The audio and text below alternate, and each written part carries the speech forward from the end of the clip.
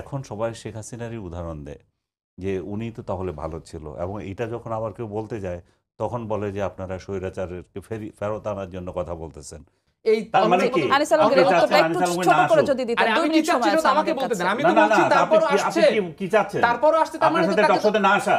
আমি কি বলছি আনিস আলমগীর, আপনি তো আমাকে বলতে দেন। আপনার প্রশ্নটা কি না শেষ না না, হয়েছে? আপনি তো যে আপনি আপনি আমাকে বলতে চলে বলেছেন গেছেন। আনিস আলমগীর, আপনি আপনার ব্যক্তি পক্ষ থেকে আক্রমণ না, উত্তরটা এটা দিন। হচ্ছে অবশ্যই ব্যক্তি আক্রমণ। contextual আলাপ। আপনি ফেসবুকে কি স্ট্যাটাস দিয়েছি, আমি ফেসবুকে সেই স্ট্যাটাস কোন প্রেক্ষিতে দিয়েছি আপনি জানেন? না না, কোন প্রেক্ষিতে দিয়েছেন সেদিন সেটা বলেন রাজধানীতে, জাতির কাছে। ওকে আপনি খুব ভালো উদাহরণ তুলেছেন, আমি আমাকে যেটা শেষ করতে দেন। না আপনি শেষ করবেন না, আমরা আমি এক যেটা মিনিটের আপনি মধ্যে যেটা একটু শেষ তুলছেন সেটা করবেন। দেখে আমি আনিস দিয়ে আলমগীর, আমি শেষ করি, তারপর আপনি বলবেন। আপনি আমার মাঝখানে আমাদের একদমই সময় নেই, 1 মিনিটের মধ্যে আপনি না একদম 10 আপনার 20 এখানে ব্যক্তি সেকেন্ড আক্রমণের জন্য আসি না না। না, ব্যক্তি আক্রমণের বিষয় না, না, অবশ্যই ব্যক্তি আক্রমণের আপনি বিষয়। পাবলিকলি বলেছেন, এটা ব্যক্তি আক্রমণ কিভাবে হয়? না আমি পাবলিকলি বলেছি, আমি পাবলিকলি ব্যাখ্যা দিয়েছি, আপনি সেই ব্যাখ্যা দেখেন না কেন? আমরা পাবলিকলি একদম 23 শেষের জুলাই দিকে বলেছেন চলে এসেছি, যে 1 মিনিট পাবো, আপনি একটু পাবলিকলি 10 23 সেকেন্ডে জুলাই শেষ করবেন। বলেছেন যে এই ছাত্র আন্দোলনের উপরে অন্যরা শহর হয়েছে, শেখ হাসিনার এটাকে শক্তভাবে দমন করা উচিত, এই আন্দোলনটাকে সন্ত্রাসী আন্দোলন বলেছেন। কমপ্লিটলি মিথ্যাচার। আপনি এটা তো আছে, এত মিথ্যা কিভাবে বলেন? আপনি প্রকাশ্য বলে আছে। আপনাকে শোনাই। হ্যাঁ আমি শুনে আপনি দেন, আপনি বলেন, আপনি তো লিখেছেন, আমি পড়ে শোনাই। সাধারণ ছাত্রদের ঘাড়ে সওয়ার হয়ে বিগত কয়েকদিন ঢাকায় নারকীয় সন্ত্রাসের মধ্য দিয়ে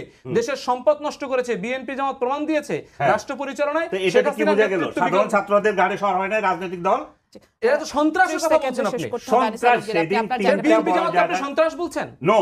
সো যে 3টা জায়গায় সেদিন আক্রমণ হয়েছিল, কোথায় আক্রমণ হয়েছে? রেলওয়ে আক্রমণ হয়েছে, বিটিভি আক্রমণ হয়েছে, পরবর্তীতে সড়ক দেখা ভবন গেছে হয়েছে। এটা সরকারের প্ল্যান করা আক্রমণ ছিল সেগুলো। হতে পারে সরকারের আক্রমণ। আপনি তো বিএনপি জামাতকে সন্ত্রাসী আক্রমণকারী বলছেন। সেদিন যে আক্রমণ হয়েছে সেটা তো আমরা সরকারের একদম প্ল্যান, আমি শেষ কিভাবে দিকে বলবো? চলে না, এটা তো এসেছি। পরে প্রমাণিত হয়েছে।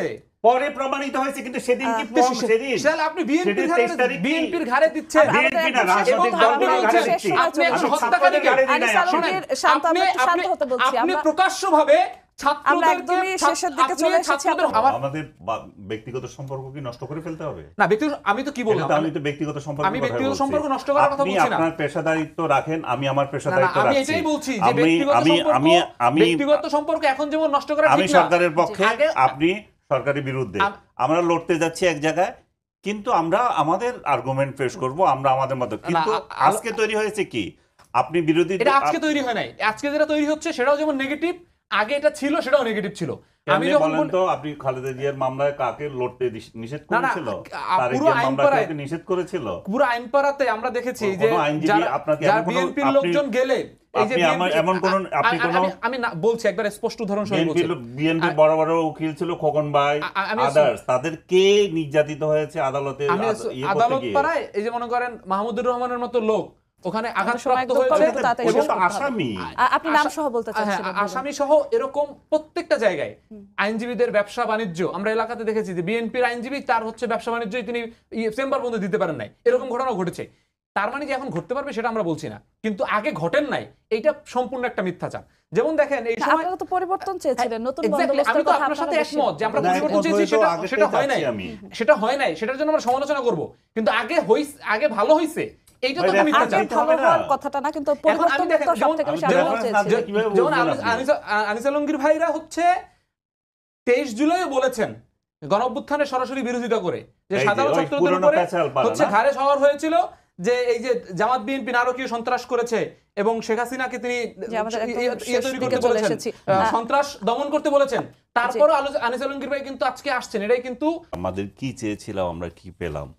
আসলে রাশেদ যেটা বলতে চাচ্ছিল, সারা বাংলাদেশেরই তো এখন এই মুহূর্তে কথা, কতিপয় ব্যক্তি ছাড়া, যে আমরা 5 অগস্ট যে অভ্যুত্থান করলাম, একটা পতিত সরকারকে আমরা বিদায় দিলাম, আমাদের কথা ছিল যে রাষ্ট্র আরও এগিয়ে যাবে, আমরা আরও ঐক্যবদ্ধ হব, সেই জায়গাগুলোতে আমরা বরাবর বিচ্ছিন্ন হচ্ছে, আমাদের হানাহানি প্রতিদিন বাড়ছে।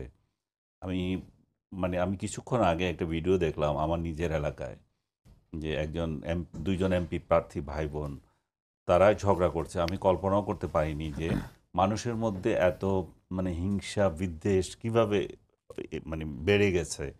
এটা আমি ওনাদেরকে করছি এই জন্যই যে আমরা সোসাইটিটা আমরা এত এটা কি বলবো, হিংসা প্রতিহিংসার দিকে চলে গেছে, একজন একজনকে সহ্য করতে পারছে না, কারো সুষ্ঠু মতামত দেওয়া যাচ্ছে না।